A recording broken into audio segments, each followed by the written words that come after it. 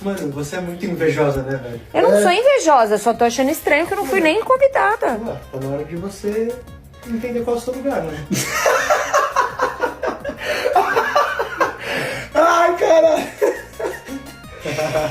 Vocês já viram isso em algum lugar do mundo? A gente tá aqui deitadinhas, eu trouxe uma mala de skincare, tomando aguinha, se hidratando e vamos ver filminhos, enquanto os dois vão sair.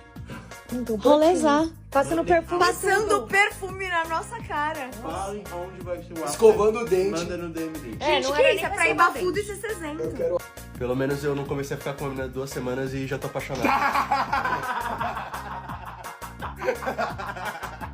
Gonela, pra essa próxima cena, finge que você tá passando muito mal. Tipo, cai no chão, fica zoado. Tá. Vai. Pode ir já? Pode. Alguém me ajuda, alguém me ajuda! Ele tá passando mal de tanto que eu macetei ele! Porra, ele tá de brincadeira.